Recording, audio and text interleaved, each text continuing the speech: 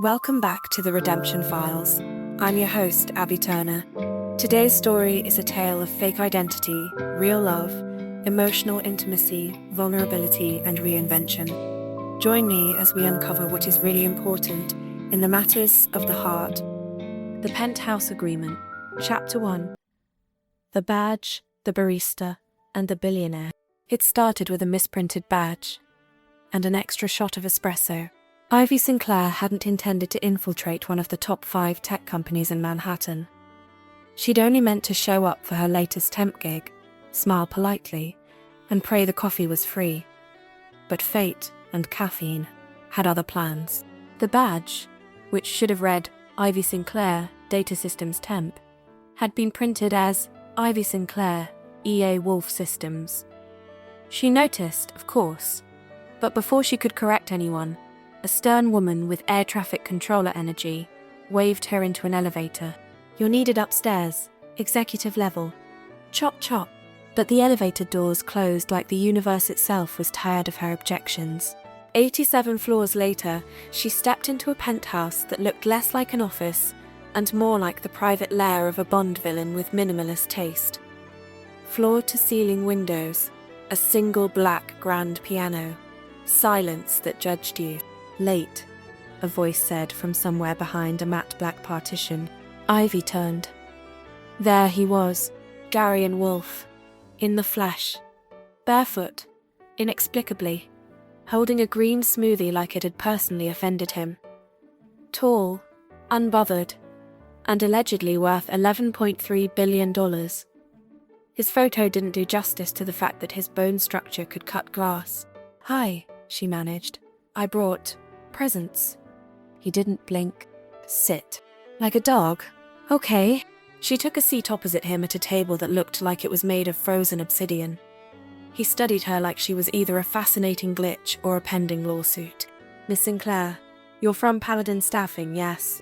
"Sure," she said, channeling her best improv class energy. "That's us, Knights of the Cubicle Realm." Darian didn't laugh. Of course not. He blinked once. That was the highlight of the interaction. "Let's review your NDA."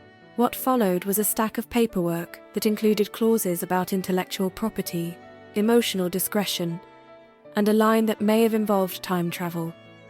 Ivy signed it, mostly because she was hungry, partially because she was curious, and mostly because Darian Wolfe intrigued her in a "why do I feel like I'm about to ruin my life" kind of way. By 11:30 a.m., she was installed in a minimalist side office with a standing desk, a biometric scanner, and a MacBook worth more than her student loans. By noon, she had Googled how to be an executive assistant without getting sued. By 1 p.m., she had rescheduled 2 meetings, talked someone out of suing Darian over a drone incident, and set 3 calendar reminders she didn't understand but labeled definitely important. By 2 p.m., she realized something else. No one knew she wasn't actually the new assistant. Not HR, not Darian, not the guy who brought her a green juice and said "welcome aboard" with a reverence usually reserved for astronauts or Oscar winners. She should have come clean. She didn't, because for the first time in months, someone thought she was capable. Important even. And if the universe was going to hand her a job with a view of Central Park and daily kombucha options, she wasn't going to argue. She was going to fake it. Like her rent depended on it. Because it kind of did. Ivy navigated the rest of the day dodging corporate landmines with the finesse of a caffeinated gazelle. She caught glimpses of Darian, always distant, always sharp, a man who spoke in 5-word sentences and silence. He didn't just work in the penthouse. He was the penthouse. Impressive, untouchable, and built entirely of glass and steel. But she noticed something else too. The way his shoulders tensed when someone mentioned his brother's name. The way he never looked anyone directly in the eye unless he was trying to intimidate them. The piano that looked like it hadn't been played in years, except for the faint smudges on the middle C. He was hiding too. Just like her, and Ivy. She might be in over her head, sure, but somehow, in the land of moguls and marble flooring, she'd found a place to stand, even if it was on borrowed ground. Chapter 2. Calendar Confessions and Accidental Genius. By the second day, Ivy had learned 3 things about Darian Wolfe.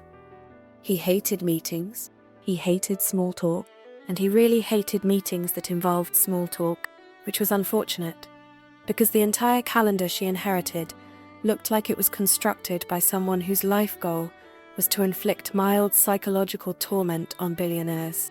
Back-to-back investor calls, one-on-one with engineers, and something labelled AL Ethics Summit that sounded like a trap. Ivy stared at it, then glanced at Darian's schedule and muttered, "Let's see how much of this we can cancel without sparking a tech mutiny." She poked her head into Darian's office. "Quick question. Do you want to attend the Ethics Summit, or should I invent a medical emergency? Something tragic but vague." He looked up from a tablet, like she'd interrupted a summit of his own, between his disdain for humans and his low tolerance for nonsense. "What do you mean, invent?"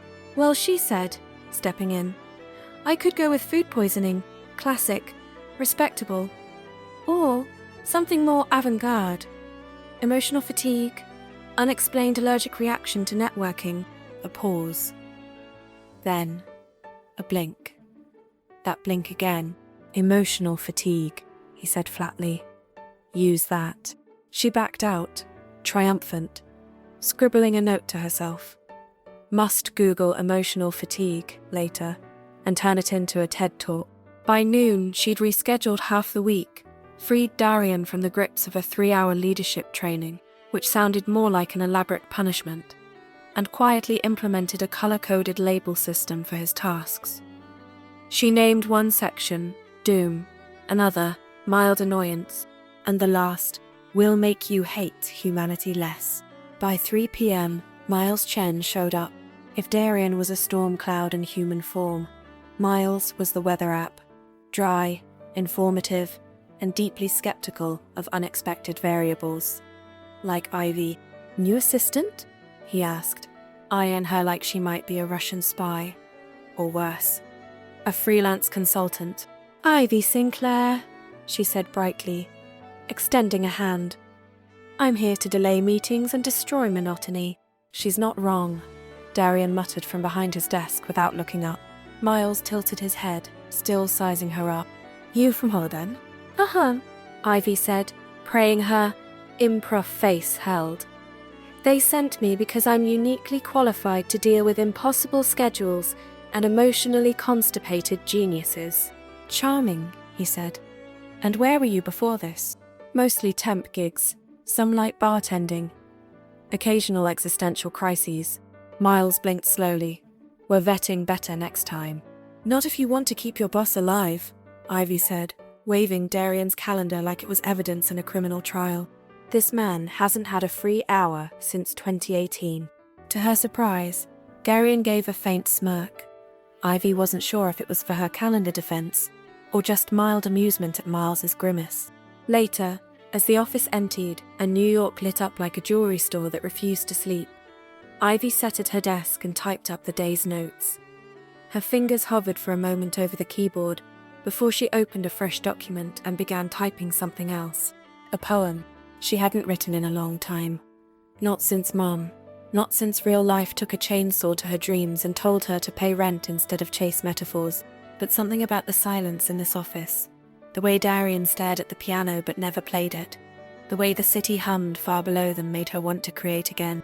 She didn't finish the poem. Just a few lines. Enough to remember what it felt like to be her before the world convinced her she was too broke to matter. She closed the laptop, stared out at the skyline. It wasn't exactly a happily ever after, but it was a beginning. Behind her, Darian's office door opened. He stepped out quietly, holding a mug of something herbal and judgmental. "Still here?" he asked. "Just finishing up," she said, and silently judging the skyline for being too smug. He glanced past her at the view. "It is smug." Ivy looked at him. Really looked.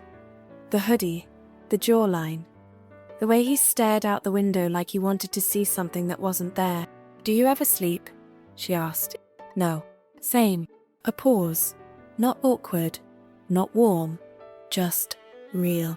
"Good night, Mr. Wolfe," she said finally. He looked at her, one eyebrow raised. "Darian is fine." "All right, Darian. But only if I get a raise for calling you that." Another blink. Then, maybe. A microscopic twitch at the corner of his mouth. Not a smile, but something close enough to count. Chapter 3. Wolves don't do casual Fridays. By day 3, Ivy had determined that Darian Wolfe didn't own jeans, or sweatpants, or anything that suggested he had once stood in a Target like the rest of us, holding a basket of shame snacks and wondering if pants with drawstrings counted as real clothing. No, he floated through the penthouse like some kind of tech god, in soft grey sweaters that looked aggressively minimalist, and probably cost more than her first car. And, despite being the human embodiment of do not disturb, he somehow made sullen brooding look like a leadership quality. Ivy arrived early that morning, having declared it fake it till you make it Friday, wearing a blazer that might have been designer, if designer meant found at a thrift store between a haunted prom dress and a mustard-stained trench coat. She paired it with coffee confidence and exactly zero plans for the future.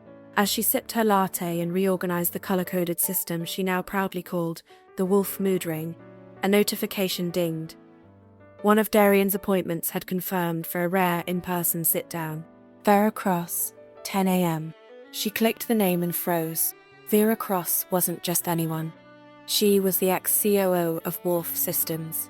Legendary, intimidating, and known for wearing stilettos that could be used as murder weapons. Ivy remembered reading an article about her titled, "Why Most Men Fear Vera, and Why They Should." Ivy immediately added 2 alerts, 1 Google search, and 3 prayers to her morning routine. When Vera entered the penthouse, it was as if a gust of expensive perfume and raw ambition had swept through the floor. She walked like a woman who negotiated with death and asked for better terms. "Where's Wolfe?" she demanded. Ivy stood. "He'll be right out. Can I get you coffee? Tea? Something to level a man's soul?" Vera arched an eyebrow. "I take mine black, like my boardroom wins." "Great. Our machine accepts offerings of blood and sarcasm," Ivy replied, already punching buttons. When Darian finally emerged, he gave Vera a single nod. Less hello and more, "I acknowledge your presence with my minimalist soul." Ivy pretended to work while absolutely eavesdropping from the corner like it was her side hustle. The conversation was low and tense. Vera was pitching something new. Architecture? Strategic takeover? Gossip column material? Ivy couldn't tell. But she caught enough to realize 2 things. Darian didn't trust Vera. Vera didn't trust anyone. After an hour of verbal fencing, Vera left with a sharp smile. "She's clever," she said, nodding at Ivy. "Might want to keep this one, Wolfe. Unless she's another beautiful mistake." Ivy blinked. "I'm flattered. Or mildly threatened. Hard to tell." Darian didn't reply. He watched Vera disappear into the elevator, like a chess master watching someone steal a pawn. Then he turned to Ivy. "What did you think?" She blinked. "You want my opinion? On an actual business thing? Unless you're too busy creating emoji categories for my schedule again. I stand by existential crisis hour," she muttered. "But okay. She's sharp, calculating, knew exactly how to bait you, didn't blink when you threatened to ice the deal. Definitely not here to play nice." Darian studied her. "You've done this before?" "I watch a lot of reality TV," she deadpanned. "Same energy, less champagne." His mouth twitched. There it was again. The almost smile. A tiny, reluctant glitch in his fortress of steel and deadpan. The rest of the day moved strangely fast. Ivy typed up notes she wasn't supposed to have heard. She also Googled how to file an LLC, because if pretending to be an assistant was this lucrative, she figured freelance CEO Wrangler was her new brand. Later that night, she found herself still at the desk, scrolling through old writing files on her laptop. One unfinished short story caught her eye. The Girl in the Elevator. It was about a woman who lied her way into a better life and ended up discovering who she really was. The irony was both delicious and painful. She jumped when Darian's voice cut through the quiet. "You always stay this late?" Ivy turned. He was leaning in the doorway, barefoot again, probably judging her grammar. "Only when I forget I don't live here." "Why don't you?" She snorted. "Because my rent is currently 1 yoga mat and a panic attack." Darian didn't laugh, but he walked over and placed something on her desk, a sleek envelope. Inside, a keycard. "Starting Monday," he said, "you'll move into the staff suite. If you're going to run this place, you should be close." Ivy stared at him. "You're offering me a penthouse apartment? In this economy?" He nodded once. "And raise your hourly rate. It's insulting." She opened her mouth, closed it. "Are you proposing to me? Because this feels suspiciously romantic." That almost smile returned, a little closer this time. "No, I'm negotiating productivity." "Right. Of course, romance is dead. Long live the quarterly report." He turned to go, but paused at the door. "You're good at this, Ivy. Better than most." She blinked. Praise from Darian Wolfe? That had to be some kind of executive rite of passage. When he disappeared back into his lair, Ivy sat with the keycard in her hand, heart thudding. This wasn't just a job anymore. It was becoming something else, something terrifying, something that mattered. She wasn't sure what scared her more, getting found out or getting used to being seen. Chapter 4. The Staff Suite and Other Strange Luxuries. Moving into the penthouse suite felt less like a career step and more like the beginning of a reality show Ivy hadn't auditioned for. "Welcome to your new life," Elena said, standing in the middle of the suite with arms crossed and eyes wide. "This looks like a Vogue shoot, threw up on a Restoration Hardware catalogue." Ivy collapsed onto the velvet couch and kicked off her sneakers. Her toes immediately sank into a rug that could have been made of angel hair and elitism. "Please note," she muttered, "this couch costs more than my student loans, combined with interest and regret." The staff suite was technically the executive assistant quarters, but let's not pretend it wasn't a luxury hotel room with commitment issues. Open floor plan, spa-like bathroom, a bed so plush it practically whispered, "You're safe now, peasant." She hadn't told Elena everything, just that her new job came with housing perks, and that her boss had mild Batman energy. Elena, being Elena, simply sipped her kombucha and said, "As long as he's not Jeffrey Bezos in a hoodie, I support it." Unpacking took less than 10 minutes. Ivy didn't own much. 2 duffel bags, a box of vintage paperbacks, and an old coffee mug that said, "Writer's block is my cardio." She placed the mug reverently next to the induction kettle, as if to say, "Let's pretend I belong here." Later that night, after Elena left, but not before loudly judging the lack of snack drawers, Ivy curled up on the couch with her laptop and started writing. At first, it was just a journal entry, then a poem, then a snippet of something that might have been a short story, if it weren't so uncomfortably close to real life. The girl lied her way into the glass tower. She thought it would break her.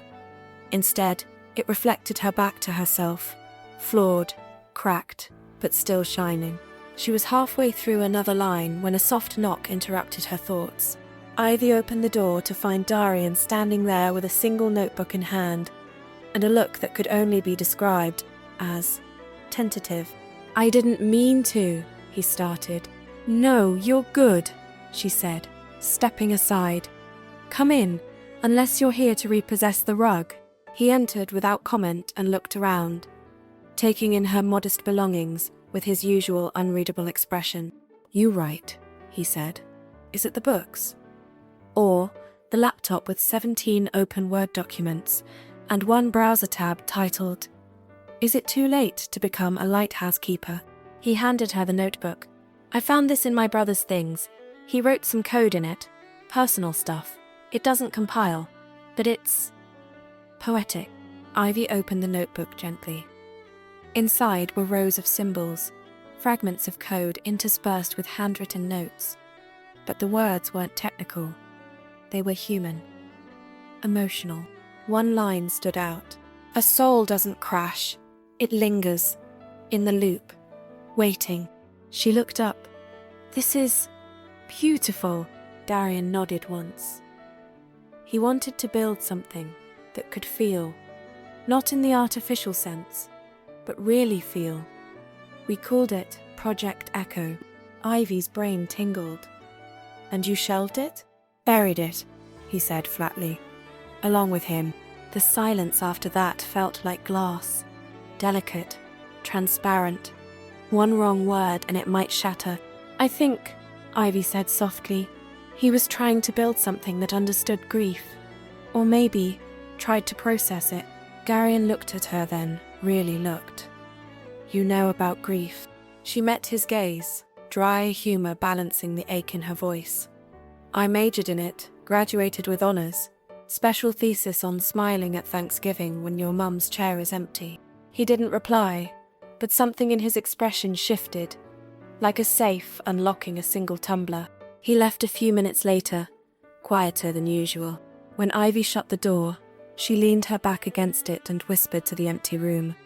Well, that wasn't emotionally significant at all. Then she picked up the notebook again. She wasn't sure what was happening between them, if anything. But she did know one thing. She'd come here by accident. But maybe, just maybe, she was supposed to stay. Chapter 5. PowerPoints, Panic and a Piano.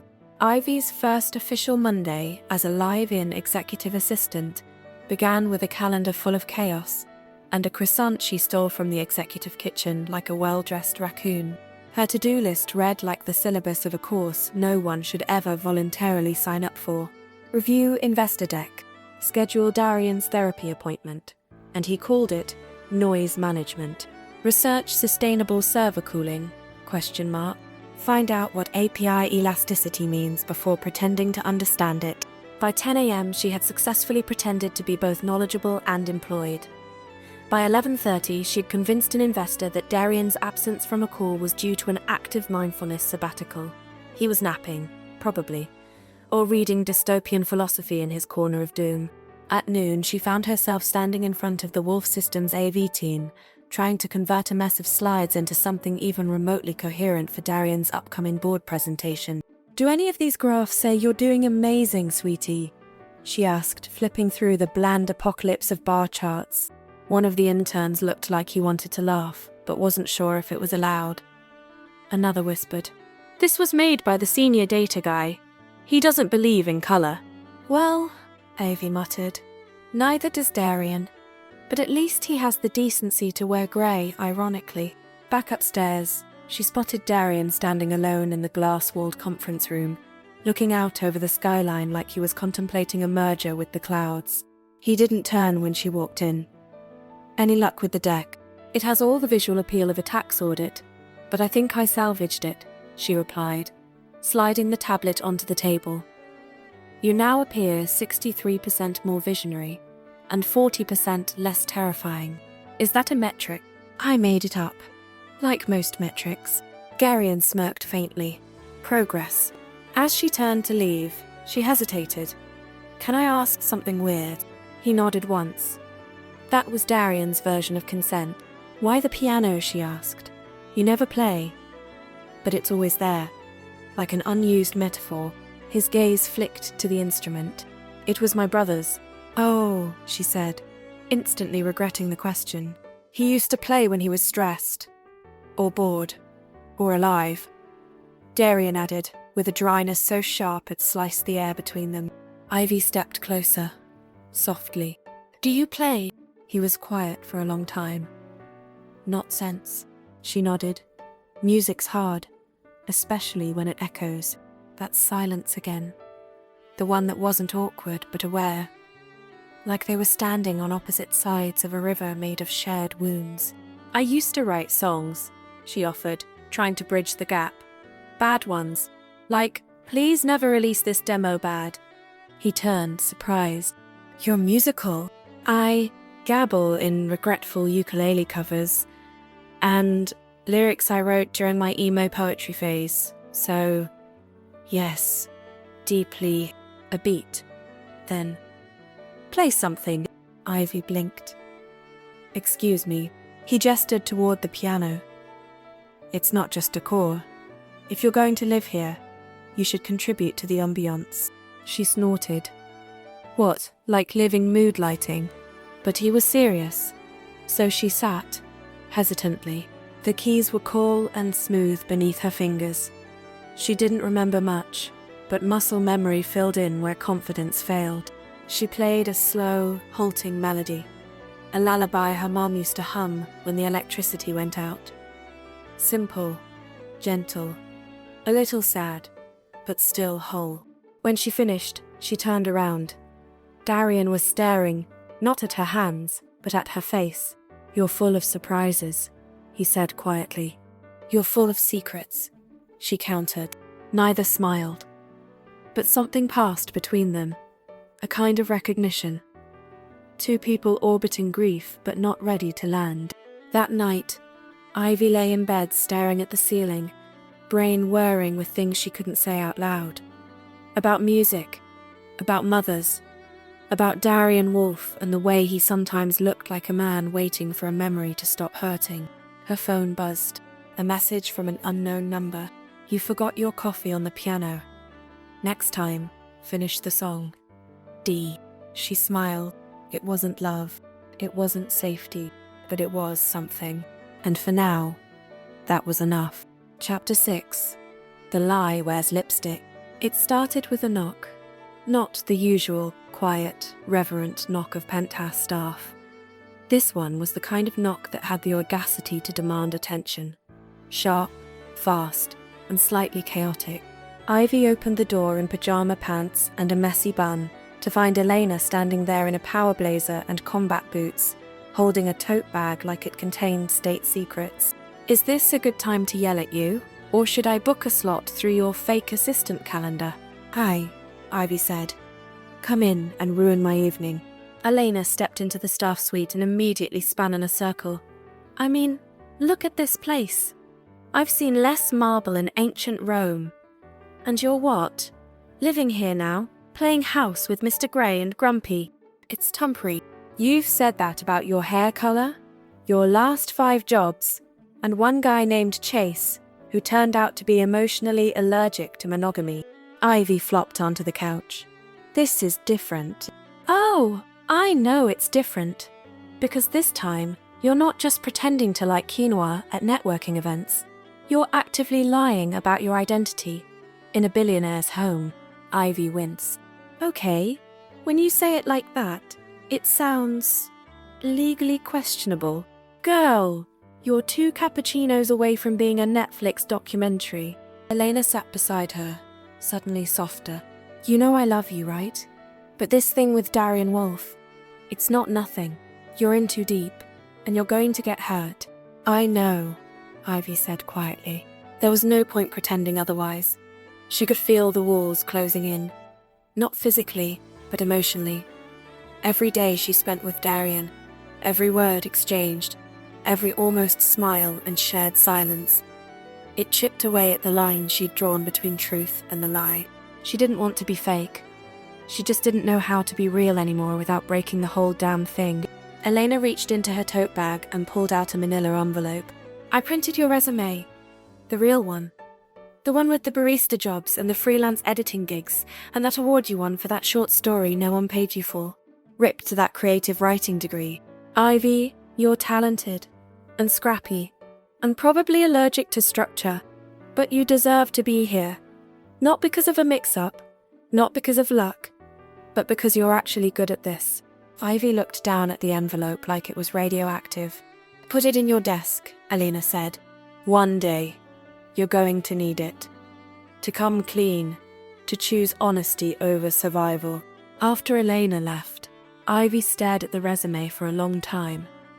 Then she tucked it into the drawer, underneath her planner, behind the handwritten poem she hadn't finished. At midnight, she couldn't sleep. So she wandered the penthouse, barefoot and slightly haunted. The city glittered below her, like it had no idea she was faking her way through a job she'd never applied for. She found herself standing near the piano again, The light was low, and the suite was quiet. And Darian, he was already there. He didn't look surprised to see her. Couldn't sleep? He asked, eyes on the skyline. And either over-caffeinated or consumed by existential dread. Hard to say. Same. They stood in silence. Comfortable now. Familiar. He glanced at her. I have a question. Shoot. You're not like the others, he said. Ivy tilted her head. What? Assistants? No. People. She laughed. That sounds like a line from a movie where the alien falls in love with a waitress. You didn't laugh. I mean it. You don't try to impress me. You don't walk on eggshells. You're not afraid to say what you think. Should I be? No, he said. Then added, softer. I prefer honesty. Ivy felt her stomach twist. I can work with difficult. I can work with unconventional. But I can't work with liars. She nodded, hiding the way her breath hitched. Noted. They didn't say much after that. But when she went back to bed, her thoughts didn't come with her. They stayed behind in the penthouse, circling the words. I prefer honesty. And all Ivy could think was, so do I. But what happens when the truth costs everything? Chapter 7. Ghosts in the Glass. Some people have skeletons in their closets. Darian Wolfe kept his in code. Ivy discovered this while pretending to fix a printer that wasn't broken. Her excuse to linger outside the inner tech lab, a climate-controlled chamber filled with genius, paranoia, and a lot of very expensive blinking lights. It was technically off-limits to non-core staff, which, according to the handbook she'd definitely skimmed, included people like her. But curiosity was a demanding roommate. She was there to drop off a flash drive. A routine task, totally normal. Except the folder on the drive was labelled Epilogue Archive, and she recognised the file name. It matched the notebook Darian had handed her, the one filled with his brother's final thoughts. She didn't open the folder. She did, however, stare at it long enough to feel the digital guilt radiating from the screen. Later, when she asked Darian about Echo again, he was unusually quiet. It was supposed to be intuitive AI, he said. A machine that didn't just replicate human behaviour, it understood it. It could learn from grief, from joy, from contradiction. Sounds like every dating app I've ever regretted. He almost smiled. It was ahead of its time, and now? It's dead, buried. Ivy hesitated. You ever think maybe it's not? He looked at her, something unreadable flickering behind his eyes. You sound like him. I'm guessing that's either a compliment or a warning. Both. They didn't talk about it again, but Ivy couldn't shake the feeling that Project Echo wasn't just a file. It was a ghost, and not the kind you exercise.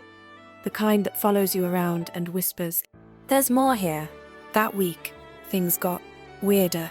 Darian started noticing her, not just professionally, personally. He'd pause mid-meeting and ask her opinion, even when she wasn't supposed to have one. He'd send her strange late-night texts, like, "What's the opposite of ambition?" asking for a friend. Do people ever recover from being misunderstood? Or do we just learn better costumes? Ivy replied in kind. Opposite of ambition? Probably midday nap in fleece pajamas. Misunderstood people start podcasts now. It's the law.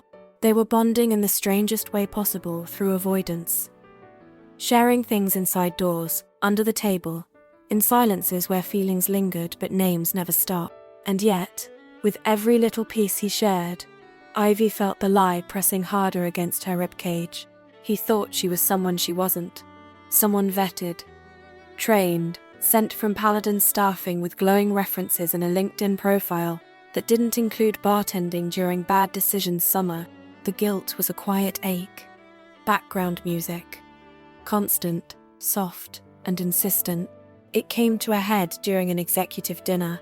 A very fancy executive dinner, held in the Penthouse conference room, catered by people who spoke in words like infused and reduction, and attended by board members who wore power like tailored cologne. Darian introduced Ivy simply. My executive assistant, Ivy Sinclair. No embellishment, no qualifiers. But the way he said it, the brief glance he gave her, the subtle ease in his posture when she was standing nearby, it was a lot. One of the board members, a woman named Celeste with a smile like a scalpel, leaned in and asked, "Where did you come from, Ivy? You're very unorthodox," Ivy said, smiling sweetly.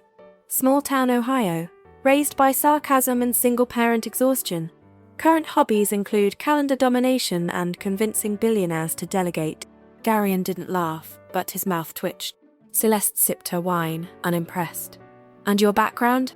"I prefer to focus on the present," Ivy said, teeth still showing. "Keeps me humble. And out of lawsuits." It wasn't a lie, but it wasn't the truth either. After dinner, Darian found her on the terrace, staring out at the city like she was waiting for it to give her permission to keep going. "You held your own," he said quietly. "Thanks. I'll be adding boardroom stand-up comic to my fake resume." He studied her. "You always do that." "Do what?" "Deflect, perform, stay 2 steps ahead so no one sees the cracks." She looked at him. Really looked. "You of all people should know. Sometimes cracks are the only way the light gets in." Another silence. This one deeper. "Ivy," he started, voice lower now, like he was about to say something real. And then his phone rang.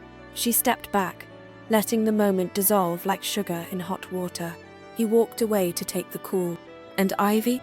She stayed in the doorway, wondering how many truths you could bury before one of them came back to haunt you. Chapter 8. Storm Systems and Suspicion. There are certain universal truths in life. Toast always lands butter side down. Your phone never rings until you're in the shower. And if you're living a lie in a glass tower, eventually, someone's going to notice. For Ivy, that someone arrived in the form of Miles Chen. It started with a question. Just one. Small. Almost polite. "How long did you say you've been with Paladin?" Ivy didn't flinch. "Little over a month." That M was sharp enough to slice granite.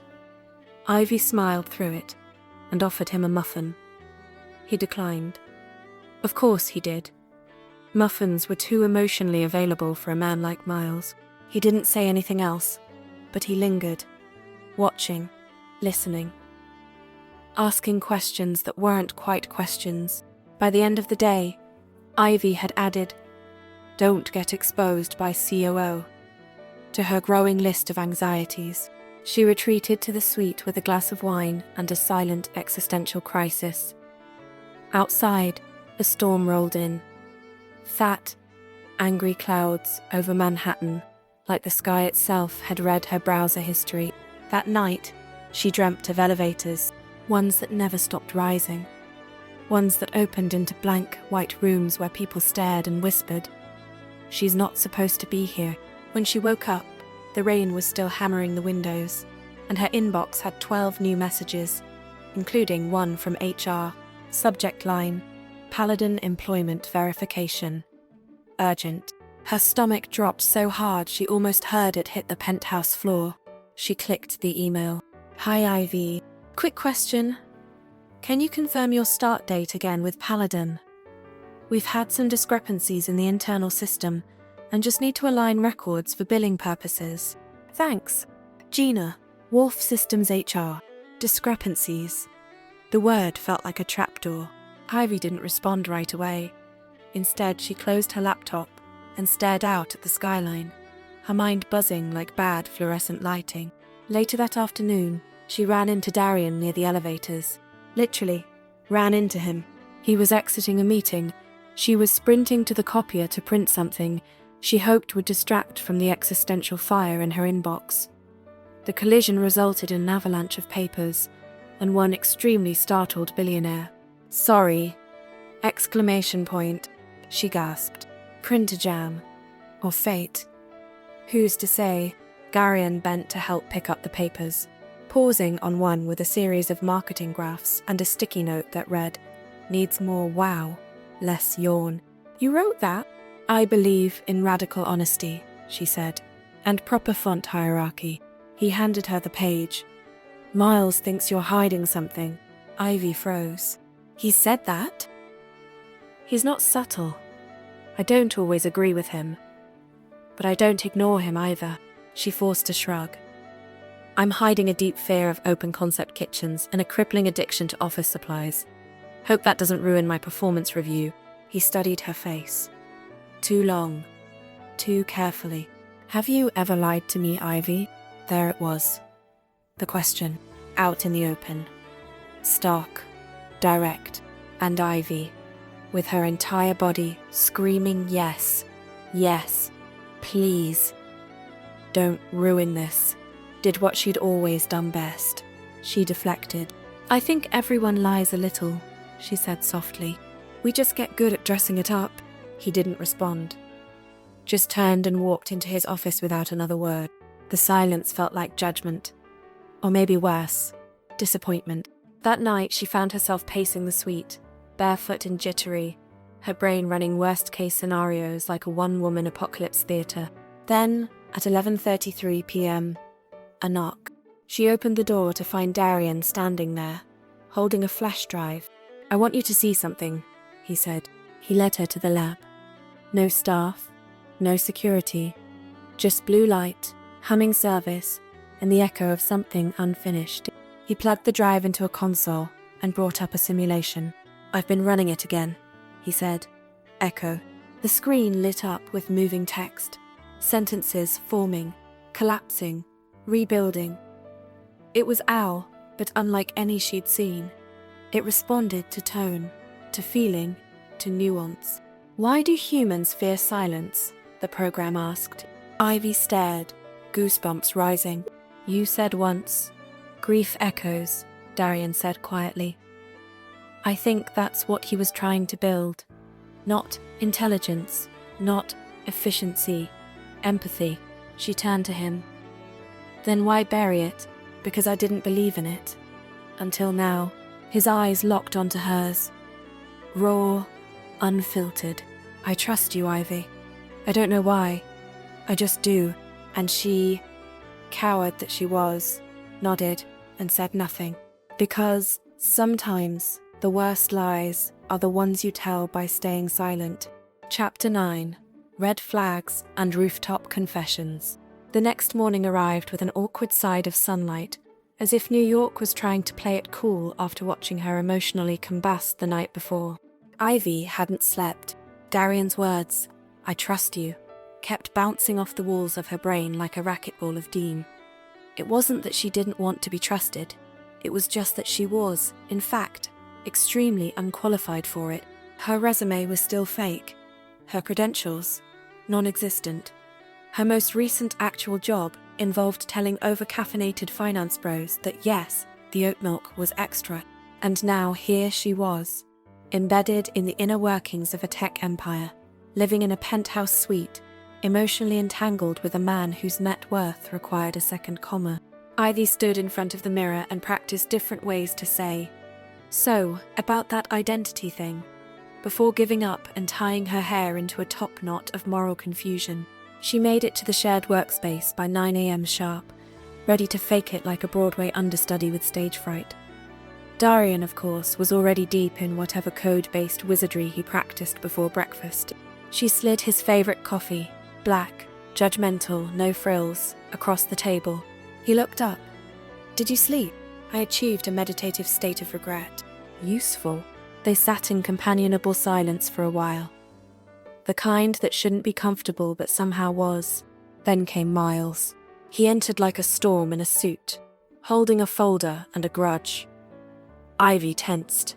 Darian raised an eyebrow. Paladin never confirmed her credentials, Miles said flatly, dropping the folder onto the desk. I ran a check.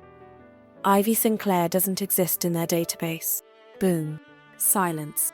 Ivy's pulse went feral. Darian didn't speak. Didn't move. Just stared at the folder like it might explain why the sky was falling. Ivy, he asked, voice neutral, controlled. She opened her mouth, closed it, then opened it again. I didn't mean to lie. Not at first. It was a mix-up, a wrong badge, and I stayed. Miles scoffed. You stayed? I wasn't trying to scam anyone. People looked at me like I was capable. And I didn't want to lose that. So I figured I'd give it a week, just one. Then I'd leave. You've been here over a month, Darian said.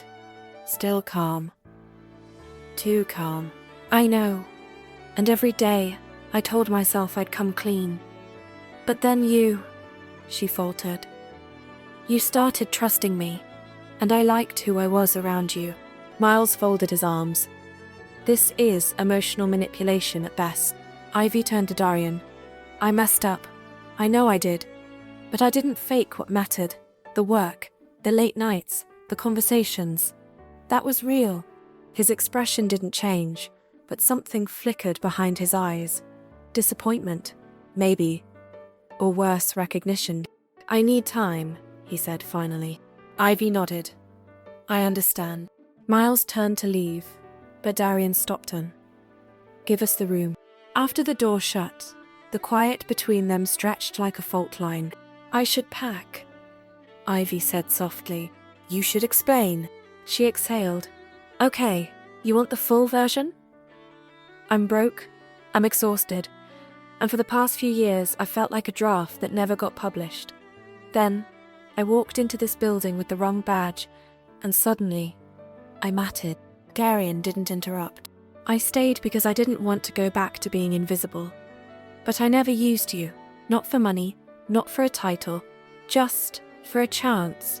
She looked up, eyes glassy but clear. I know I don't belong here. Not really. But I wanted to prove I could. He studied her, silent. Then said, meet me on the roof at 9 p.m. What? If you're still here by then, meet me on the roof. Then he walked away. The day crawled. Ivy answered emails on autopilot, rescheduled 3 meetings, accidentally spilled coffee on her keyboard, and cursed in 5 different emotional dialects. By 8:57, she was on the rooftop. New York stretched out before her, arrogant and glittering. At 9:01, the door creaked open. Darian stepped out, holding 2 glasses of bourbon and a file folder. He handed her one. You lied, he said. But you also saved 3 deals, rewrote 2 investor pitches, and taught me how to use my own calendar. She blinked. Are you complimenting me? I'm saying I see you. He handed her the file. Inside, her real resume. The one Elena printed, annotated.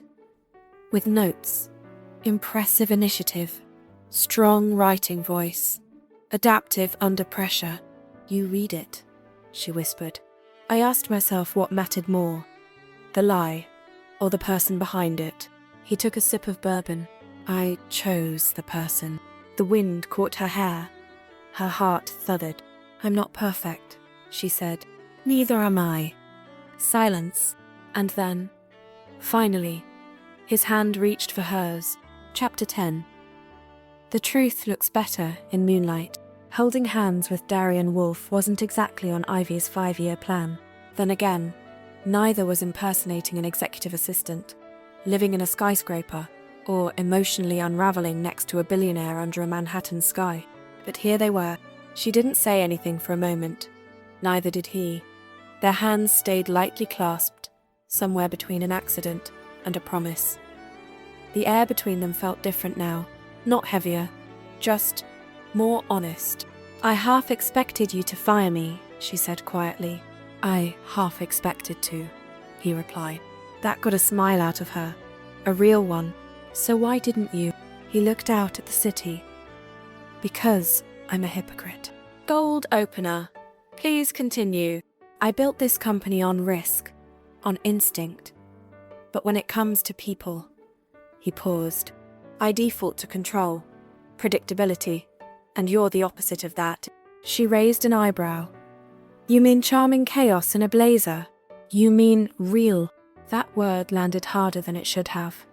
Ivy felt her throat tighten. Everyone in my life has always wanted something, he added.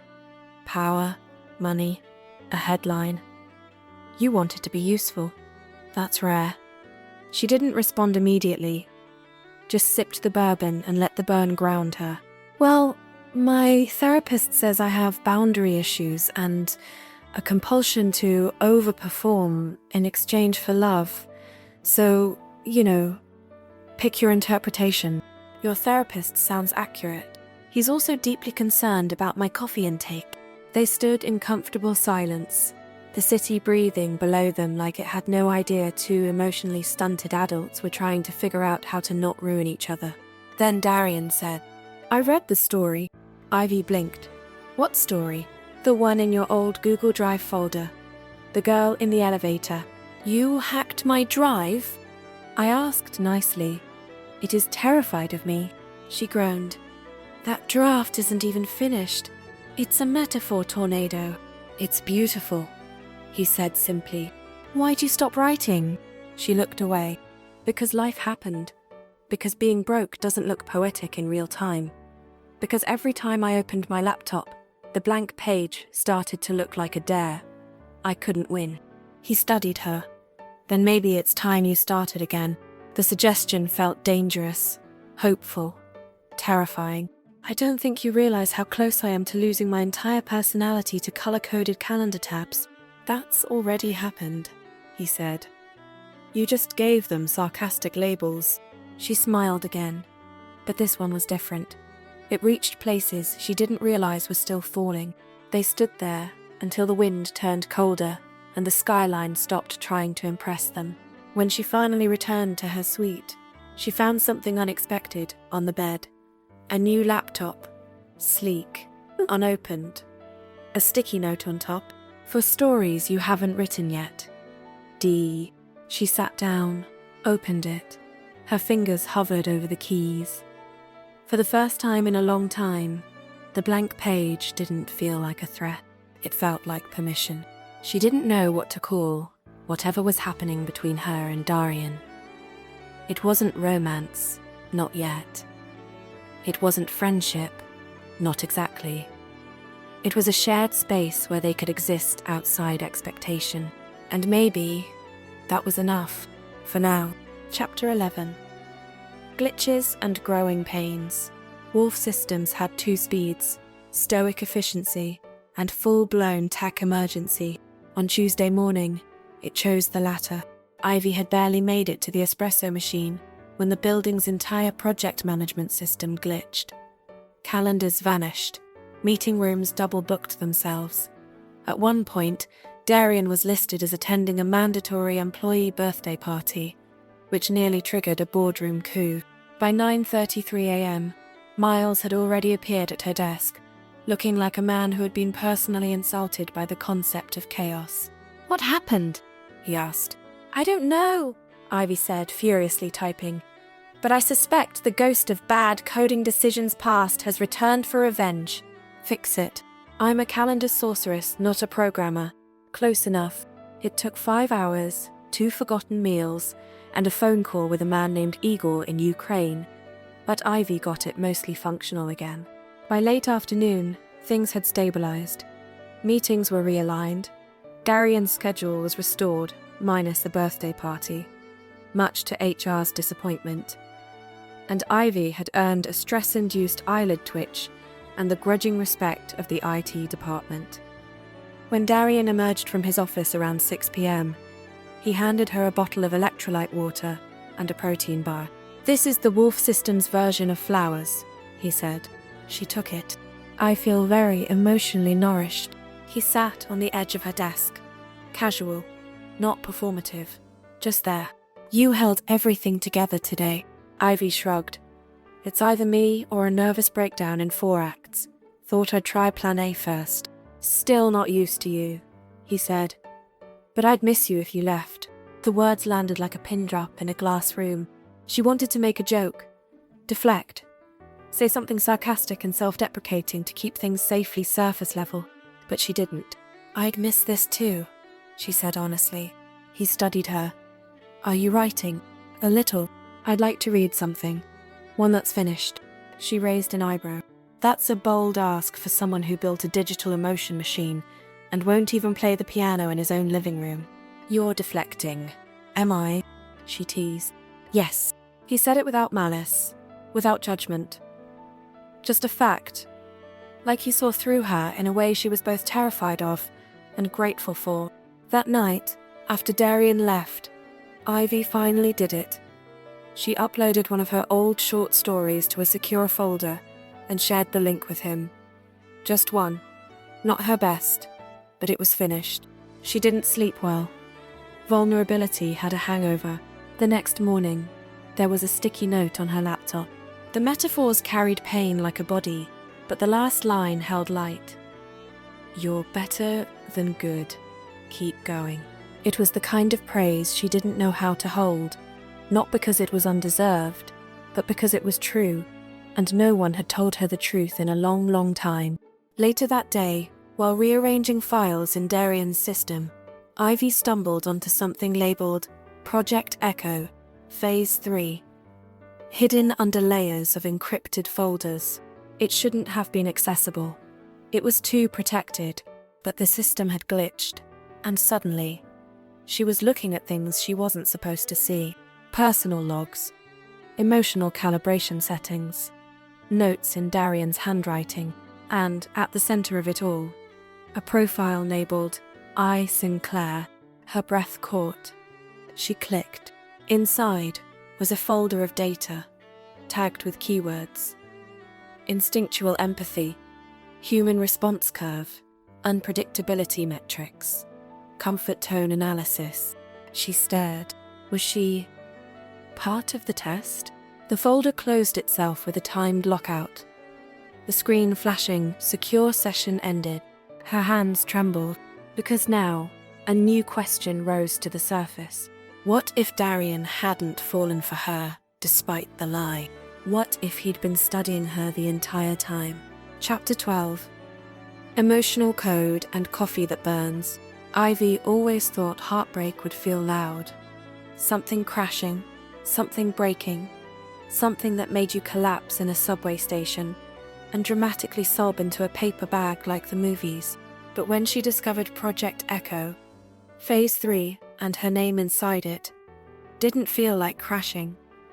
It felt like quiet, too quiet, like a room after everyone's left. She couldn't stop replaying the folder in her mind. Ivy Sinclair, the tags, the behavioral markers, the digital breadcrumbs of someone cataloguing her reaction. Her patterns, her personality, like she was a lab rat in heels. All this time, she thought she was part of something real. Turns out, she might have just been input data. She didn't confront him right away. That would have required clarity. Instead, she did what any emotionally overwhelmed woman with a questionable coping strategy would do. She made coffee. Rage coffee. The kind that scalds the tongue and your sense of identity. She ignored Darian's texts, ducking into side offices, pretending to be deep in meetings. At one point, she faked a scheduling conflict with herself just to avoid bumping into him. But by 4 p.m, she was cornered, quite literally. The elevator doors opened, and there he was, stepping in with his usual calm, clean-shaven, dark sweater-wearing menace. Ivy stared ahead. He pressed the 87th floor button. They stood in silence. Then, casually, "You've been avoiding me." She didn't answer. Did something happen? Still, nothing. He turned to her. "Ivy." She looked at him, eyes flat. "What's Project Echo? Phase 3? The air changed. Subtle. Sharp. Darian didn't flinch. "Where did you see that?" "It doesn't matter." "Yes," he said. "It does." She crossed her arms. "Is it true? Am I part of it?" He exhaled. "It wasn't intentional. Not at first." "Oh, good," she snapped. "Because that makes it so much better." The elevator dinged. Doors opened. Neither moved. "I wasn't studying you," he said finally. "I was observing the effects." "On what?" "On me." That shut her up. He stepped out, but didn't leave. "You challenged the echo parameters. You introduced chaos, intuition, empathy. I realized the owl could learn more from the experience of being around you than from code simulations." "So I'm... what? A personality crash test dummy?" "No. You're the reason I started believing in it again." Ivy stepped out after him, fury blooming beneath her ribs. You should have told me. I didn't know how. Start with the truth next time. It saves time on betrayal. He ran a hand through his hair, an actual human gesture, not something curated. I didn't expect to feel anything. Well, welcome to the club, she muttered. None of us signed up for this. She turned to leave. Ivy, she paused. I didn't mean to reduce you to data, but you did, and I regret it. She didn't reply. Just walked back to her suite, where she spent the next 4 hours writing the angriest short story of her life. Working title: The Algorithm of I Should Have Known Better. The main character was a woman who walked into a lie and accidentally found herself. The love interest, unnamed, untouchable. A man made of equations and apologies. The ending? Still undecided. Chapter 13. Exit Strategies and Emotional Firewalls. The funny thing about heartbreak is that it doesn't care about timing. It doesn't show up when you're ready, with a clipboard and a mutually agreed upon playlist. It shows up on a Tuesday, in the middle of an espresso run, while you're wearing a sweater that still smells like the guy who might have betrayed you with code. Ivy walked into the Wolfe Systems kitchen and froze. Darian was there. Of course he was. Staring out the window, arms folded, looking like an existential crisis in Kashmir. She debated backing out slowly and pretending to be a ghost, but he turned before she could fade into the cabinetry. Ivy, Darian, a pause, the kind that has weight, like fog or grief. I read your story, he said. The new one. Oh, good, she said lightly. Did it pass your emotional Turing test? I saw myself in it. Then maybe you should ask yourself why that is. He didn't blink, didn't retreat, just walked toward her like the truth didn't scare him anymore. You were right, he said. I reduced you. I let Echo get too close. I crossed the line. She leaned against the counter. Which part bothers you more? The line, or the fact that I noticed? I don't know how to do this, he admitted. This being what? Trust? Apologize? Feel something and not outsource it to a machine? Yes, he said simply. That caught her off guard. Vulnerability in Darian Wolfe was a rare species, practically endangered. I grew up in rooms where feelings were considered liabilities, he continued, where weakness was just data waiting to be weaponized. So I built walls, then I built systems, then I built this company. And somewhere along the way, you forgot how to be a person. He nodded once, and then you showed up, uninvited, unqualified, and absolutely impossible to ignore. She hated that her heart still twisted when he said things like that. That even now, even angry, part of her wanted to forgive him just for seeing her, but forgiveness wasn't cheap. It had to be earned. You don't get to see me only when it's convenient, she said. You don't get to study me like I'm a glitch in your system and then ask me to stay when I start functioning like a real person. I know. She looked up, startled. You do. I'm not asking you to stay, he said. I'm asking you to leave. Take space. Go somewhere. Anywhere. Just not like this. Not angry. Not unfinished. Her jaw clenched. You want me to leave? I want you to come back when it's your choice. Not because of obligation, not because of proximity, but because you want to. She swallowed. The worst part was, he meant it. Darian Wolfe, control freak, precision architect, emperor of emotional detachment, was letting go. A day later, Ivy left. Not in dramatic fashion. No slamming doors, no weepy monologue in the elevator. Just a quiet note on the kitchen counter, taking space. Not because I hate you, but because I need to remember who I was before you saw me. She took the train. No black car, no high-speed emotional getaway.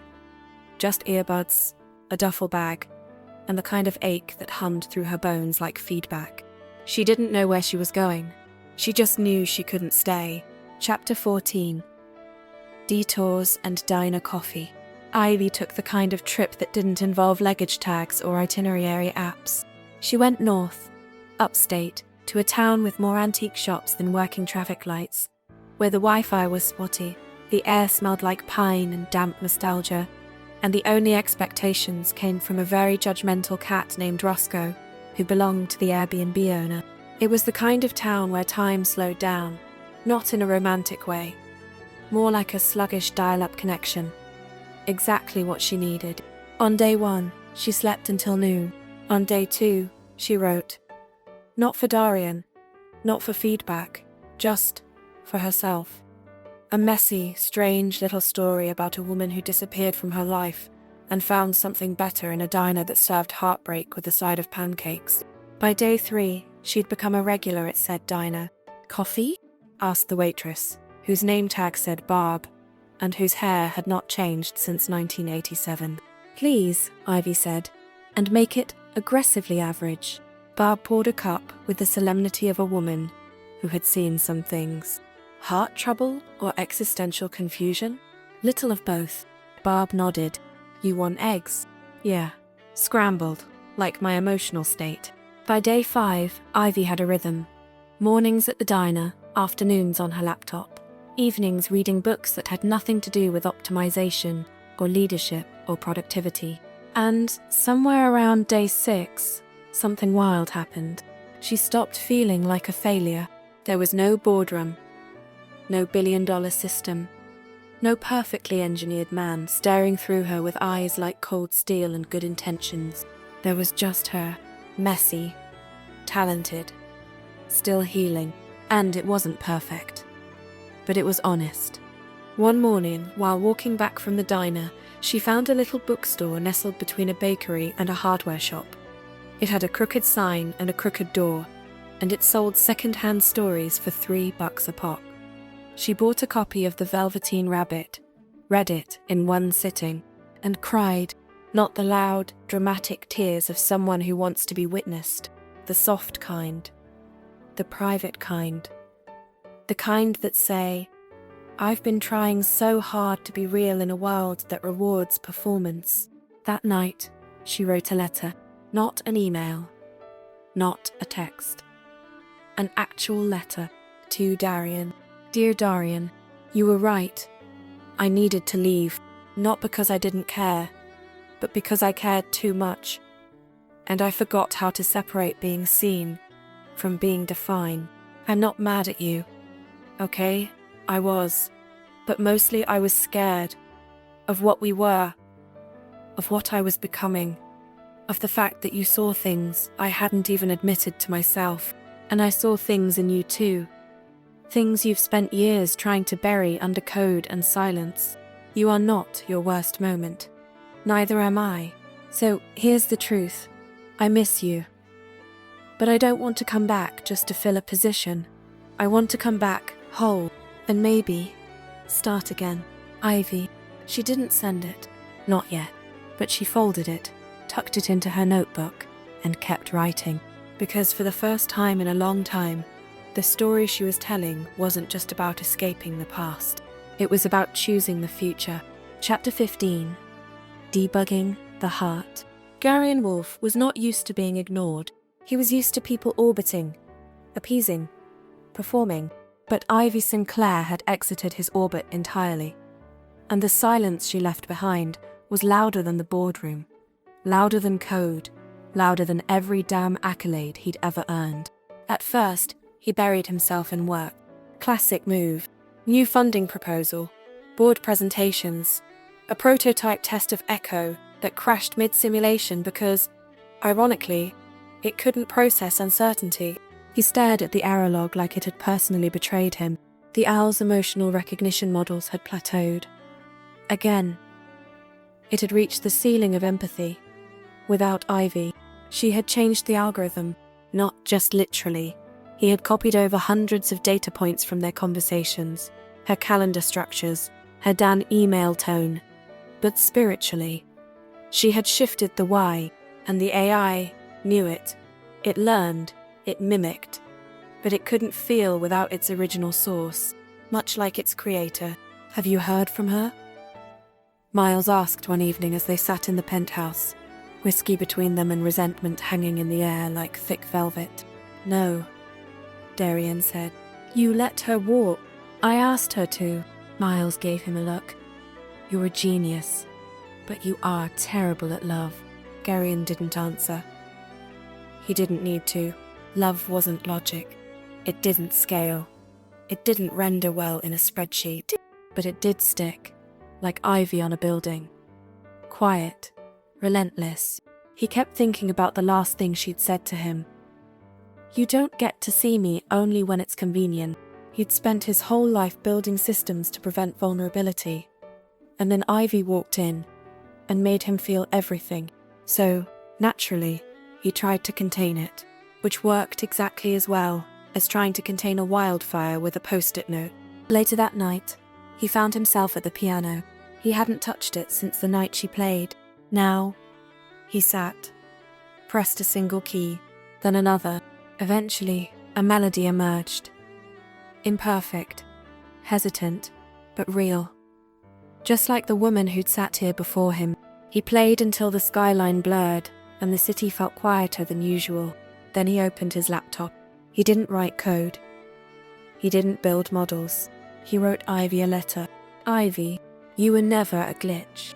You were the variable I never planned for, the chaos I couldn't control, and the clarity I didn't know I needed.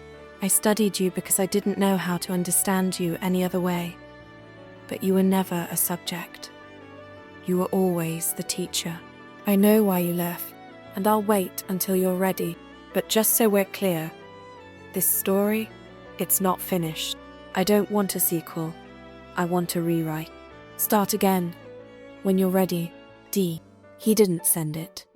Not yet. Some things deserved to be handwritten. So the next day, he printed it, folded it, and gave it to Barb.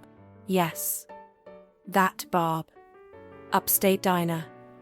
Judgmental eyes. Sharp as cutlery. "I need this to get to her," Darian said. Barb narrowed her eyes. "You the city boy?" "I am." "Did you break her heart?" He paused. "I miscalculated it," Barb grunted. "You get one chance. You blow it, I ban you from the pancakes." "Understood." As he left, she yelled after him. "She likes her coffee with cinnamon, by the way." "But you already knew that, didn't you?" He smiled for the first time in days. Because, yes, he did. Chapter 16. Letters and late checkout. It arrived in the morning, tucked between a diner menu and a flyer for a town hall meeting about raccoons. The envelope was cream-coloured, unassuming. No return address, just her name written in neat, deliberate handwriting that managed to look both clinical and intimate. Inside was the letter. No wax seal, no grand gesture. Just the truth, folded cleanly. She didn't read it right away. She made coffee first. Cinnamon added. Barb winked at her like she'd just fixed something with duct tape and maternal rage. Then Ivy took the letter to her favourite booth in the back of the diner, the one by the window, where the light made everything look less like a mistake. She opened it.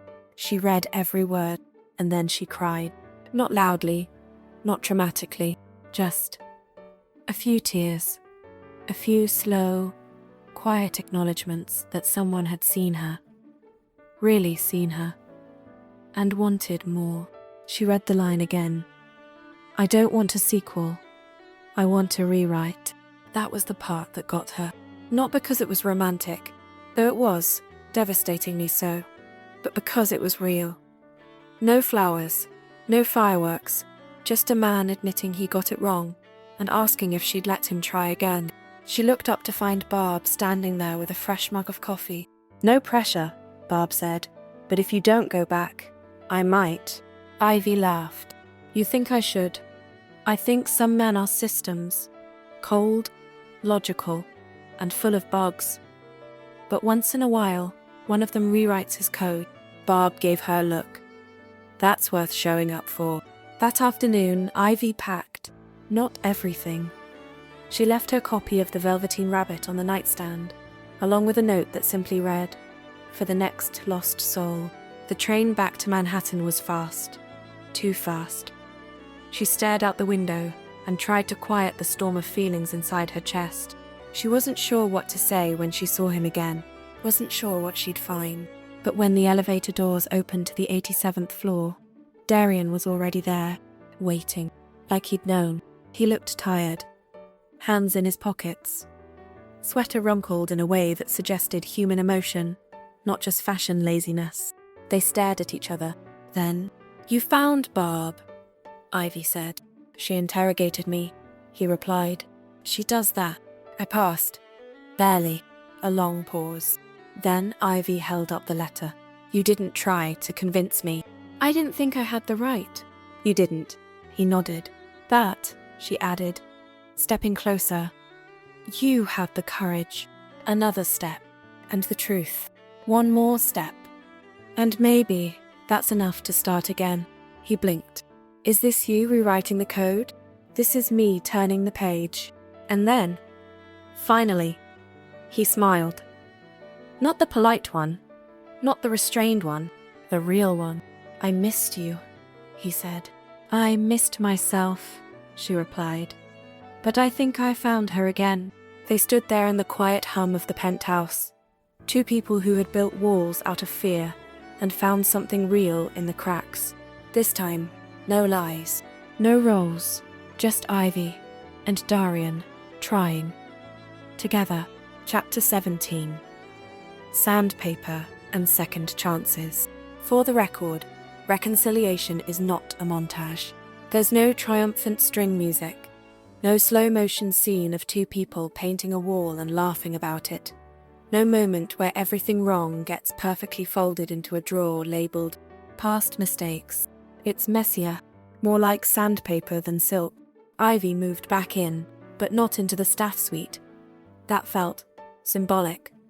So Darian offered her one of the guest rooms, with a quiet nod and a subtle, "unless you'd prefer to be on a different floor entirely." She chose the room, not because she wanted distance, but because choosing mattered now. And choosing meant boundaries. At first, things were awkward, not in the dramatic, shouting match way, more in the accidentally saying the wrong thing and then overcorrecting with a joke about entropy kind of way. They had dinner together, real food, cooked by Ivy, because Darian's fridge contained nothing but kombucha, pre-washed greens, and a ghost of ambition. "So," she said over plates of slightly overcooked pasta, "this is what intimacy tastes like." Is that sarcasm or praise? Depends how many bites you survive. They watched a movie, she picked, he protested, then got emotionally invested halfway through and asked questions like, why doesn't anyone just communicate directly? She didn't say it aloud, but she thought, we're working on it. They went slow, like really slow. No declarations, no pressure. Just little things, shared breakfasts, quiet moments on the terrace. A post-it on her desk one morning that said, "You didn't overcook the pasta." The pasta lacked character. One night, she caught him staring at her while she worked. "What?" she asked. "You hum when you're focused." She blinked. "That's not a romantic observation. It is to me." They didn't kiss. Not yet. But there was gravity now. A pull. Like two planets slowly re-entering the same orbit, unsure if they'd collide or align. Meanwhile, Ivy began consulting on Echo again, on her terms this time. She met with the engineers, challenged the emotional logic model, rewrote entire scripts for more human nuance. At one point, she told the team, empathy isn't just mirroring feelings, it's knowing when to shut up and hand someone a cookie. Miles was hesitant, but he backed off, mostly because Darian had pulled him aside and said, she's not a variable. She's the constant. And when Ivy overheard him say it, she didn't cry. Not outwardly, but inside. Something that had been tightly coiled for years finally let go. She started writing again too. Not just snippets, full pieces, personal essays, fiction that wasn't thinly veiled therapy. Even pitched something to a magazine. "I think I'm scared of succeeding," she confessed to Darian one night, as they watched the skyline flicker like static. "Then fail," he said. "But fail forward. That stuck. Fail forward." That was them, wasn't it? Not perfect, not polished, but in motion. Choosing each other every day, not because they had to, but because they could. Later that week, she found a scrap of paper tucked into her journal, his handwriting, one line. Even when I wrote the code, it never understood you like I do. She didn't need a grand gesture. That was enough. For now. Chapter 18. Headlines and Heartlines. It started with a ping. Ivy was mid-sip of a matcha latte when her phone buzzed. The screen lit up with a headline from a gossip tech blog known for equal parts clickbait and accuracy. The Wolf and the Woman. Secret romance or PR strategy. Under it, a photo. Not grainy, not speculative. Crystal clear. Darian and Ivy. On the penthouse terrace. Her in his sweater. Him brushing her hair behind her ear, like a man who didn't realize the skyline was watching. Ivy stared, then read the article. It didn't just speculate, it dissected. Their history, her background, her mysterious arrival, her questionable employment. One line stood out like a punch. Insiders suggest the assistant may have been brought on for more than just calendar management. Her stomach dropped. The comments were worse. Some defended her. Most didn't. One particularly brutal thread accused her of sleeping her way into Wolfe systems and weaponizing trauma for career gain. Darian walked in just as she slammed her phone down. "You saw it?" he asked, calm but careful. "You mean the public evisceration of my life choices?" "Yeah, big fan." He sat, said nothing. She stood, couldn't stay still. "They think I used you," she said. "Like I planned this. Like I orchestrated a fake resume and a whole emotional breakdown just to land a billionaire." "You didn't." "They don't care." He looked at her, quiet but certain.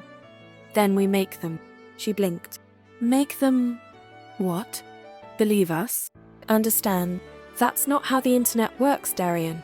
It doesn't care about nuance. It cares about blood." "Then we bleed on our own terms." That caught her. "You want to go public?" she asked. "Us? I want to stop hiding. You've already lived in the shadow of a lie once. I won't let you do it again just because people need a scandal." She sat, overwhelmed. "You really think this ends with a LinkedIn update and a joint statement?" "No," he said, "but I think it starts with us choosing not to run." Later that day, they met with PR. Darian refused to spin it. No buzzwords, no brand narrative, just the truth. They released a joint letter. It was simple, honest, human. "Star, we met by accident. The beginning wasn't ideal, but everything after that was real. Yes, she worked here. Yes, we fell for each other. Yes, we messed up. But we're not a scandal. We're a story. And we're writing it together, Star." The fallout was mixed. Some people called it performative. Others called it brave. But slowly, the noise faded. Not gone, but quieter. Ivy received messages from strangers who'd lied on a resume out of desperation, who'd found love in unexpected places, who'd been afraid to tell their stories because of what the world might say. And suddenly, being seen didn't feel like punishment. It felt like power. One night, days after the storm, Ivy stood on the terrace with Darian. "This could still break us," she said. He slipped his hand into hers, then let it break us into something stronger. The skyline stretched before them, bright, messy, alive, kind of like them, and honestly, that was enough. Chapter 19. Blueprints and Blank Pages. The media firestorm passed like all storms do. Loud, messy, and eventually bored. By week 3, a celebrity breakup had taken over the headlines, and Ivy Sinclair was no longer trending beneath hashtags like Penthouse Gate or Wolf of Wall Street Affairs. Good. She preferred being anonymous, or at least chosen, not discovered. Life, strangely, returned to something resembling normal. Wolf systems thrived. The Echo project was back on track, this time guided not just by data, but by real human insight, Ivy's included. She still had her own desk, her own space, and a brand new badge, this time printed with her real title, Creative Consultant, Human Systems and Narrative Strategy. Miles claimed it was the longest title in the company. She claimed it was the most accurate. Even Darian admitted, in one rare moment of public vulnerability during a town hall Q&A. She taught us to see people as stories, not just patterns, which, coming from him, was basically a sonnet. And yet, Ivy couldn't shake a feeling. Not fear, not regret. Something adjacent to restlessness. She loved the work, the people, even the chaos. But part of her kept looking out the glass windows of the penthouse and thinking, is this it? One evening, after a late strategy session, Darian walked her back to her suite. He paused outside the door, hands in his pockets. I have a question, he said. She raised an eyebrow. Is it emotionally loaded? Highly. Then continue. He took a breath. Would you ever want to leave? She blinked. What, like this job? No, this place. The penthouse. Wolfe Systems. Me. Oh, just the whole ecosystem then. He didn't smile. He wasn't joking. I'd miss you, she said, softly. But I don't want to disappear into you. That hit. Honest and direct. I don't want to be the woman behind the man, she added. Even if the man has excellent bone structure and surprisingly good taste in pajamas. He nodded slowly. I never wanted to eclipse you. No, she said. You wanted to understand me, then absorb me. And now, you're letting go, which is progress. I want you here, he said. I know, but I want you happy more. Ivy smiled. Tired, grateful, terrified. I've been thinking, she said, about writing full-time, about starting something. A collective for people who've been underestimated, overlooked. People who think their story doesn't matter until someone else tells it for them. Darian's eyes softened. That sounds like something only you could build. It scares me. It should. She leaned against the doorframe. Would you hate me if I left? No, he said. I'd hate myself if I made you stay. That night, she didn't sleep.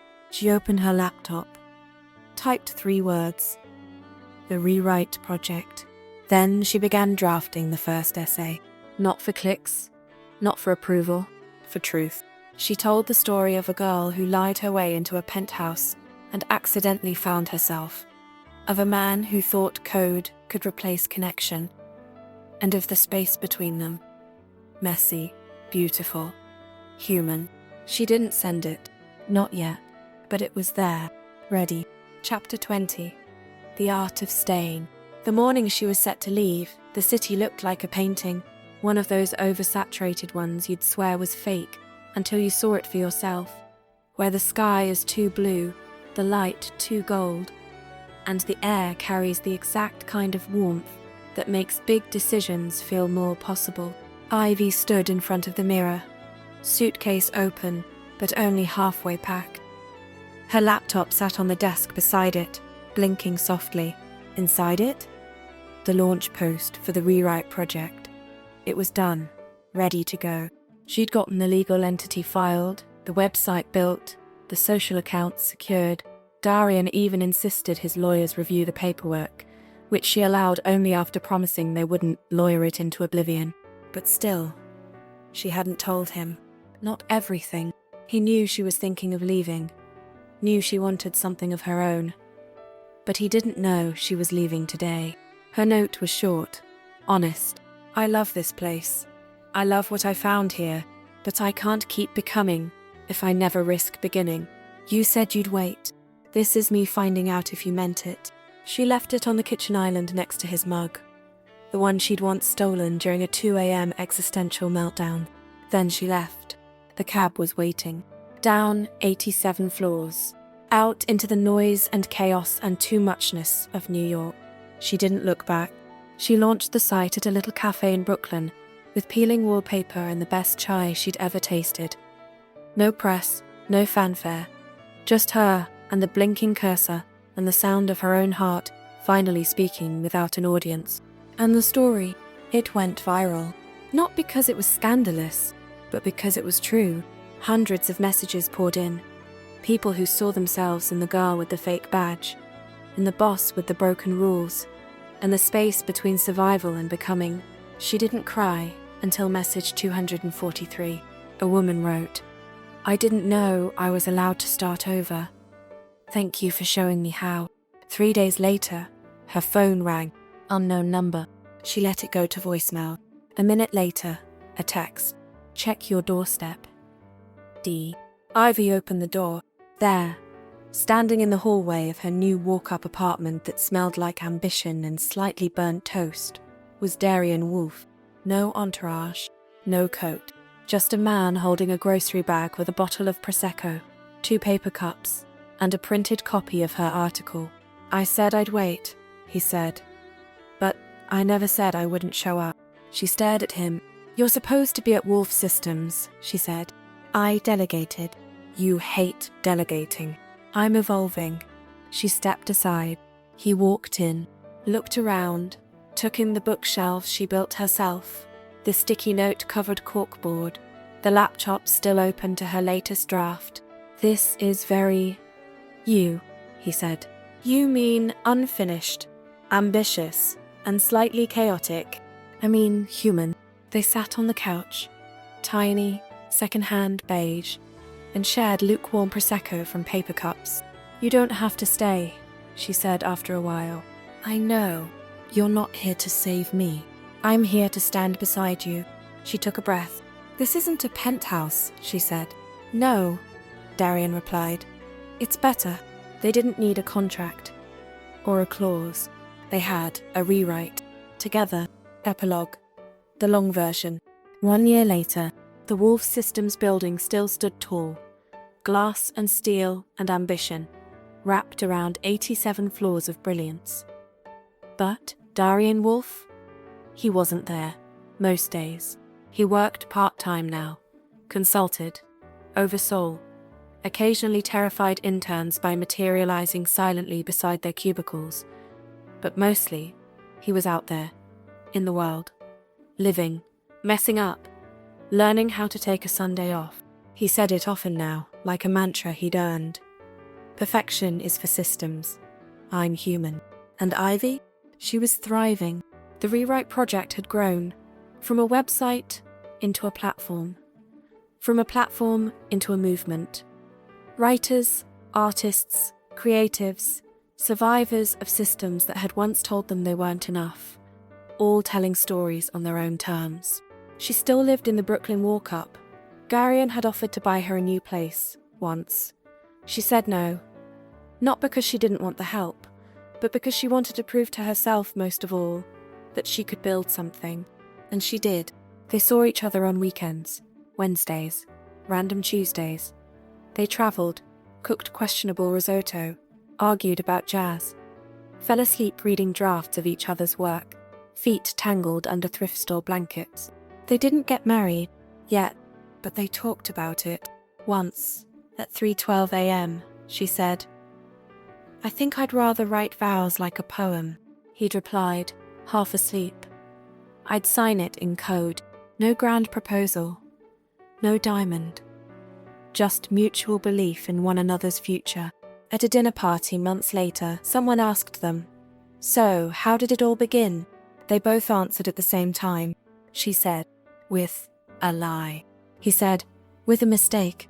Then they looked at each other, smiled, and said, "Together." But it became a story. Thank you for joining me for the Penthouse Agreement and another redemption file.